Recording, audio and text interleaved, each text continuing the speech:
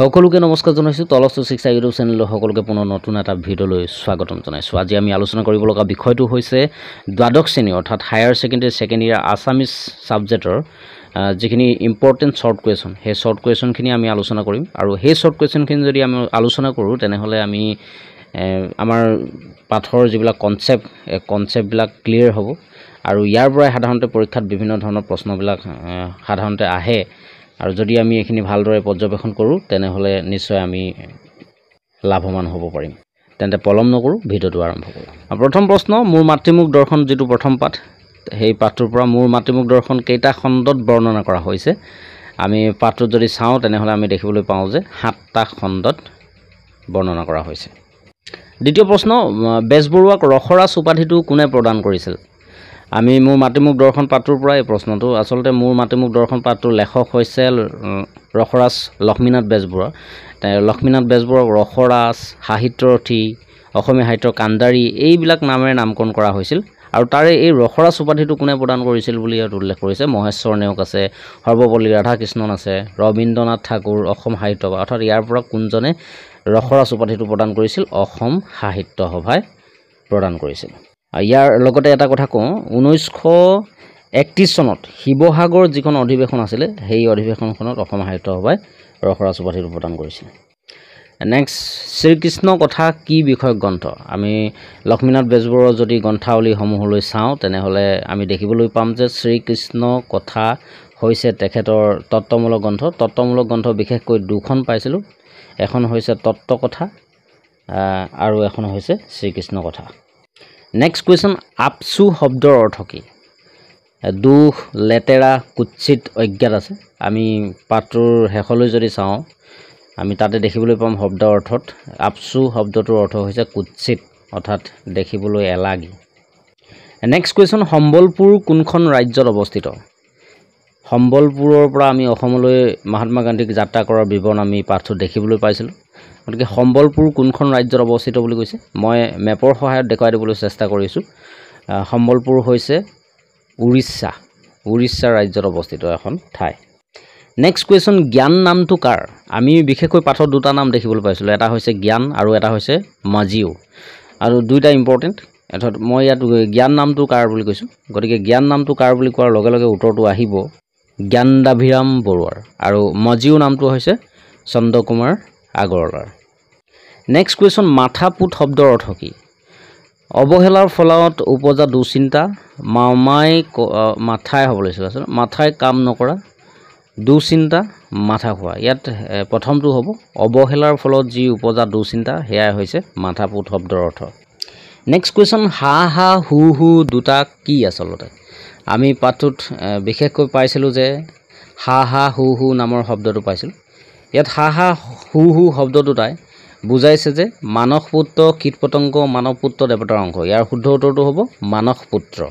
অৰ্থাৎ আমি কিতাপত পাইছিলোঁ পাৰ্বতীয়ে যেতিয়া শিৱই পথাৰৰ পৰা ঘৰলৈ আহিবলৈ পাহৰি গৈছিল তেতিয়া পাৰ্বতীয়ে বিভিন্ন ধৰণৰ মহ, মাখি, চেৰপা তেনেকুৱা ধৰণৰ কিছুমান বস্তু দা সৃষ্টি কৰিছিল আৰু সেইবিলাকে আমনি কৰিবলৈ পঠাই দিছিল। তাৰ ফলতো অহা নাছিল আৰু তাৰ পাছত তেওঁ হা হা হু হু নামৰ দুটা মানস পুত্ৰ তেওঁ সৃষ্টি কৰি শিৱক আমনি কৰিবৰ কাৰণে পঠাইছিল। সেয়া আমি পাঠত উল্লেখ কৰা দেখা পাইছিলোঁ, সেইকাৰণে ইয়াত শুদ্ধ উত্তৰটো হ'ব মানস পুত্ৰ।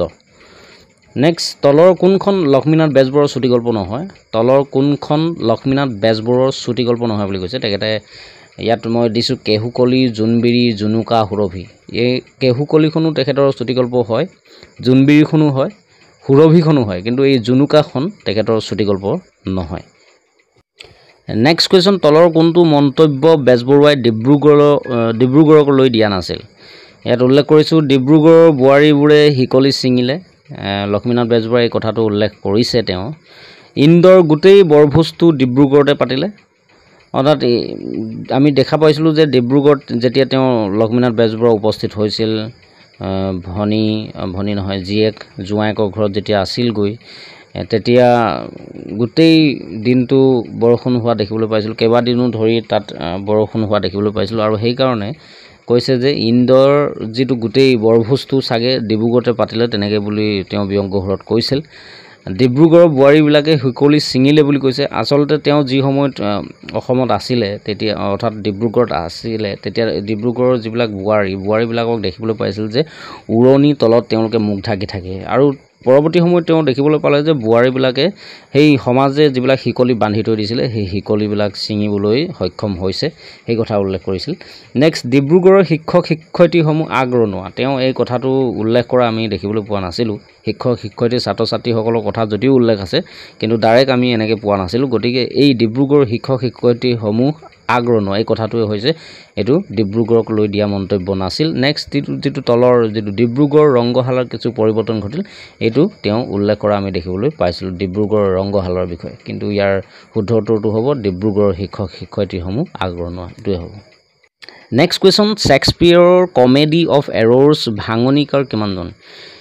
শ্বেক্সপিয়েৰৰ কমেডি অফ ইৰৰ্ছ ভাঙনিকাৰ কিমানজন বুলি কোৱাৰ লগে লগে আমি চাব লাগিব যে কমেডি অফ ইৰৰ্ছ প্ৰথম গ্ৰন্থখন কাৰ হয়? শ্বেক্সপিয়েৰৰ।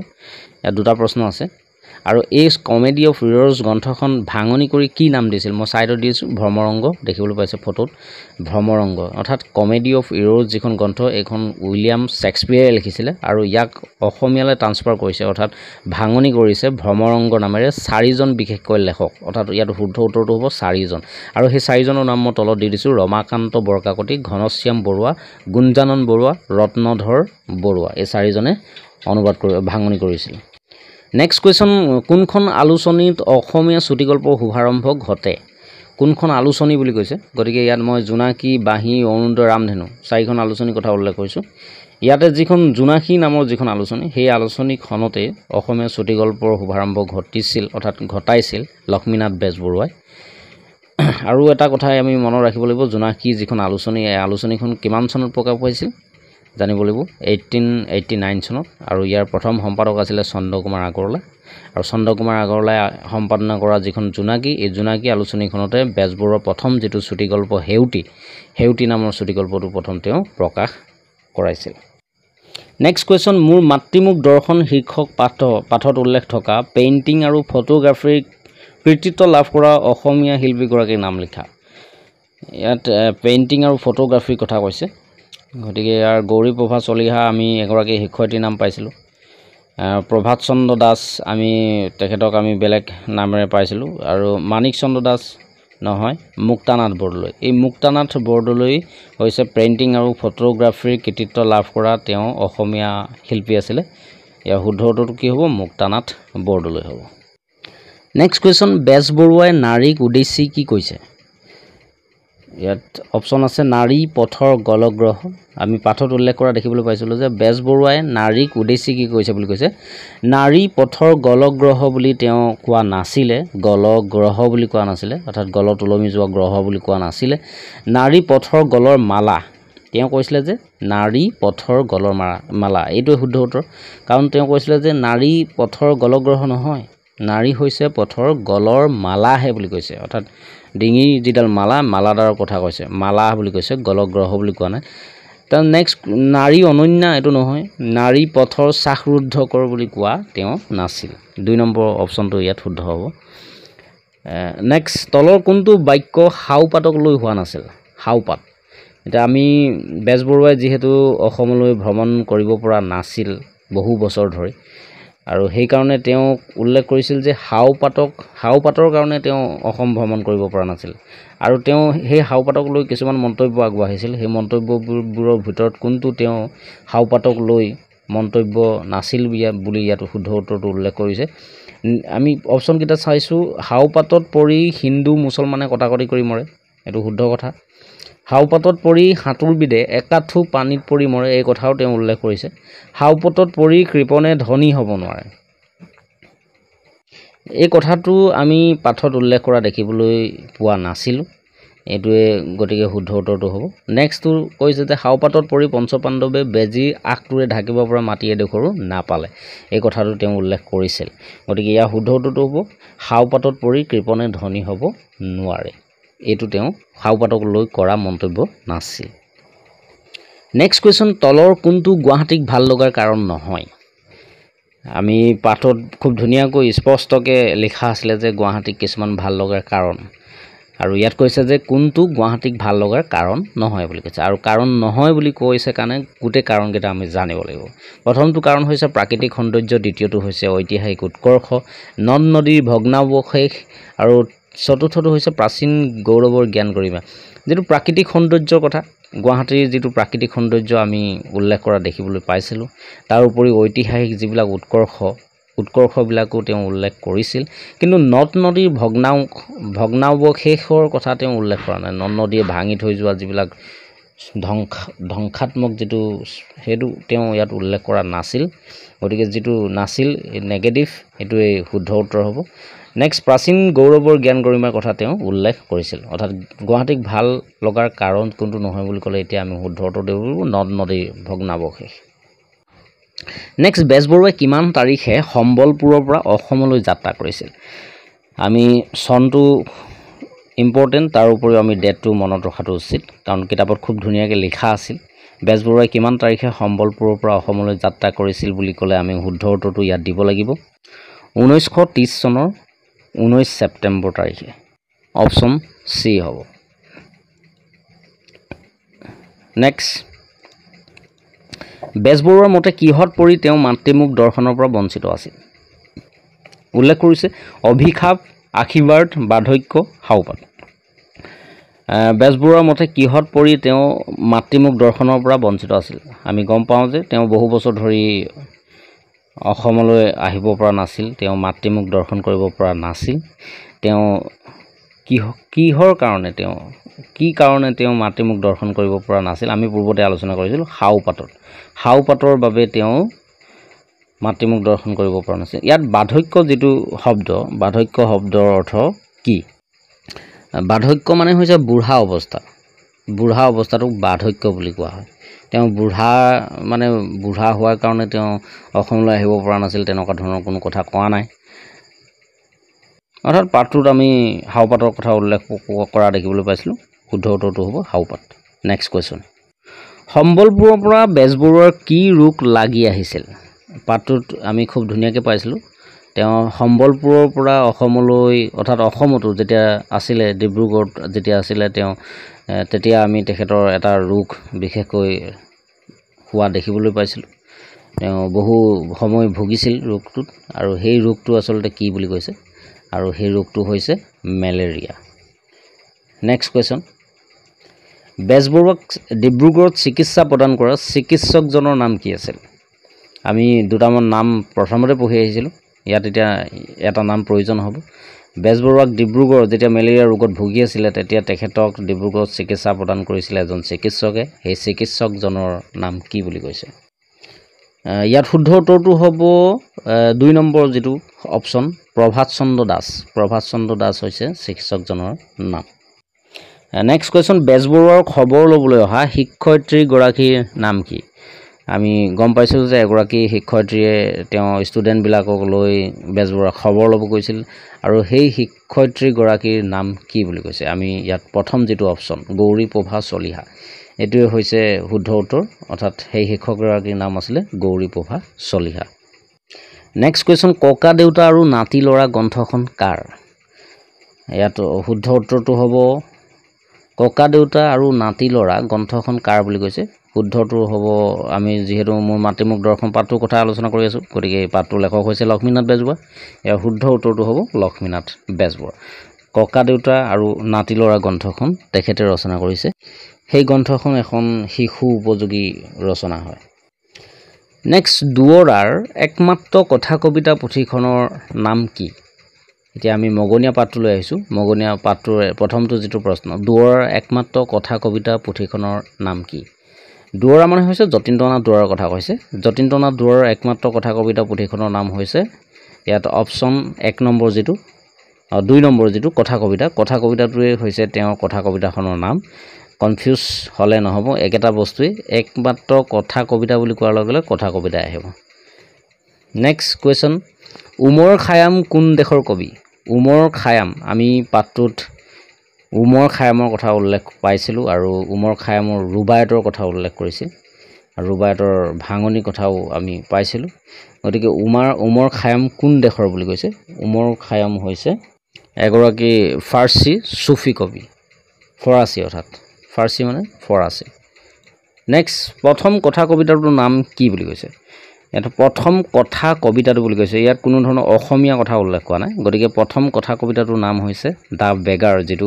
প্ৰথম অপচন ফাৰ্ষ্ট অপচন আৰু এই কবিতাটো লিখিছে আইভান তুৰ্গেনিভে প্ৰথম কথা কবিতাৰ জনক কোন বুলি কোৱাৰ লগে লগে আইভান তুৰ্গেনিভৰ কথাই লিখিব লাগিব কিন্তু যদি প্ৰশ্নটোত প্ৰথম অসমীয়া কথা কবিতাৰ জনক কোন বুলি কয় তেনেহলে যতীন্দ্ৰনাথ দুৱৰাৰ কথা লিখিব লাগিব আৰু তেখেতৰ যেটো প্ৰথম কথা কবিতা হেতু হৈছে কথা কবিতাই কিন্তু ইয়াত কৈছে যে প্ৰথম কথা কবিতাটোৰ নাম তেতিয়াহলে আমি লিখিব লাগিব দা বেগাৰ নেক্সট প্ৰথম কথা কবিতাৰ লেখক কোন ইয়াত অপচন যতীন্দ্ৰনাথ দুৱৰা প্ৰথম কথা কবিতাৰ লেখক যতীন্দ্ৰনাথ দুৱৰা নহয় ইয়াত অসমীয়া শব্দটো নাই গতিকে প্ৰথম কথা কবিতাৰ লেখক বুলি কোৱাৰ লগে লগে অপচন সি আইভান তুৰ্গেনিভ হ'ব আইভান তুৰ্গেনিভ হৈছে প্ৰথম কথা কবিতাৰ লেখক নেক্সট কুৱেশ্যন সাহিত্য একাডেমি বঁটা লাভ কৰা প্ৰথম পুথিখনৰ নাম কি সাহিত্য একাডেমি বঁটা লাভ কৰা প্ৰথম পুথিখনৰ নাম হৈছে বনফুল মই পিকচাৰ দিয়ে দিছোঁ বনফুল আৰু এই বনফুলখন কোনে লিখিছে যতীন্দ্ৰনাথ দুৱৰাই লিখিছে বনফুল প্ৰথম সাহিত্য একাডেমি পোৱা বঁটা আৰু এই সাহিত্য একাডেমি কিমান চনত পাইছিল জানানে এই সাহিত্য একাডেমি পাইছিল 1955 চনত 1955 চনত আৰু 1955 চনত প্ৰথমখন আৰু দ্বিতীয়খনৰ নাম কি বাৰু দ্বিতীয়খনৰ নাম হৈছে স্মৃতি কথা এখন কবিতা সংকলন হয় আৰু সেইখন ৰচনা কৰিছিল বেনুধৰ শৰ্মাই 1960 চনত নেক্সট কুৱেশ্যন অলিভ শ্ৰাইনাৰ কোন দেশৰ কবি অলিভ শ্ৰাইনাৰ আমেৰিকাৰ ব্ৰিটেইনৰ নে ৰাছিয়াৰ নে আফ্ৰিকাৰ অলিভ শ্ৰাইনাৰ কথা আমি বিশেষকৈ কথা কবিতাত পাইছিলোঁ আৰু অলিভ শ্ৰাইনাৰ অনুপ্ৰেৰণা লাভ কৰি তেখেতে কথা কবিতা ৰচনা কৰিছিল অৰ্থাৎ যতীন্দ্ৰনাথ দুৱৰাই অলিভ শ্ৰাইনাৰৰ অনুপ্ৰেৰণা লাভ কৰি কথা কবিতা ৰচনা কৰা দেখা পোৱা গৈছিল আৰু এই অলিভ শ্ৰাইনাৰ হৈছে আফ্ৰিকাৰ এজন কবি হয় নেক্সট কুৱেশ্যন তলৰ কোনটো কথা কবিতাৰ বৈশিষ্ট্য নহয় প্ৰথমটো হৈছে কথা কবিতা কেৱল সিংগাৰ ৰসাত্মক সিংগাৰ মানে হৈছে প্ৰেম ভাল পোৱাৰ কথা উল্লেখ কৰিছে কথা কবিতাবিলাক কেৱল প্ৰেম ভাল পোৱা নহয় এটো সম্পূৰ্ণ ভুল উত্তৰ আৰু ভুলটোৱে শুদ্ধ এটোৱে শুদ্ধ হ'ব নেক্সট কথা কবিতাৰ এটা কেন্দ্ৰস্থ ভাৱ থাকে ই সম্পূৰ্ণ শুদ্ধ কথা কবিতাবিলাকত এটা কেন্দ্ৰস্থ ভাৱ দেখিবলৈ পোৱা যায় কথা কবিতাবিলাক ৰূপকাত্মক ৰূপেৰে সজীৱ হৈ থাকে কথা কবিতা কথা কোৱাৰ দৰে গদ্য ৰচিত হয় আমি মগনীয়া যেটো কথা কবিতা দেখিবলৈ পাইছিলোঁ যে গদ্যত ৰচনা হোৱা আৰু তাক যেতিয়া পঢ়িছোঁ আমি পঢ়োতে ধৰিব পাৰিছিলোঁ যে কথা কোৱাৰ দৰে লাগে সেই কাৰণে হেতু শুদ্ধ ইয়াৰ যেটো শুদ্ধ উত্তৰটো হ'ব ইয়াৰ কোনটো হ'ব প্ৰথমটো যেটো কথা কবিতা কেৱল সিংগাৰ ৰসাত্মক নহয় আৰু যেটো নেগেটিভ হেতু শুদ্ধ উত্তৰ নেক্সট তলৰ কোনটো যতীন্দ্ৰনাথ দুৱৰাৰ কবিতা পুথি নহয় বুলি কৈছে মন দিব নেগেটিভ গতিকে সন্ধিয়াৰ সুৰ আপোন সুৰ বনফুল মিলনৰ সুৰ ইয়াৰ ভিতৰত যতীন্দ্ৰনাথ দুৱৰাৰ কোনখন কবিতা পুথি নহয় সন্ধিয়াৰ সুৰ আমি সন্ধিয়াৰ সুৰ যিখন গ্ৰন্থ খুব কনফিউজ হোৱা দেখিবলৈ পোৱা যায় যে যতীন্দ্ৰনাথ দুৱৰাৰ যিকেইখন গ্ৰন্থ আৰু নলিনীবালা দেৱীৰ যিকেইখন গ্ৰন্থ প্ৰায় একেই সুৰ লগীয়া কিছুমান গ্ৰন্থ ৰচনা কৰিছে সেইকাৰণে প্ৰায় কনফিউজ হোৱা দেখিবলৈ পোৱা যায় কিন্তু কনফিউজ হ'লে নহ'ব আমি ভালকৈ গুৰুত্ব দিব লাগিব সন্ধিয়াৰ সুৰ যিখন গ্ৰন্থ এখন হৈছে নলিনীবালা দেৱীৰ হয় আৰু সেইখনেই যতীন্দ্ৰনাথ দুৱৰাৰ কবিতা পুথি নহয় আৰু এইটোৱে শুদ্ধ উত্তৰ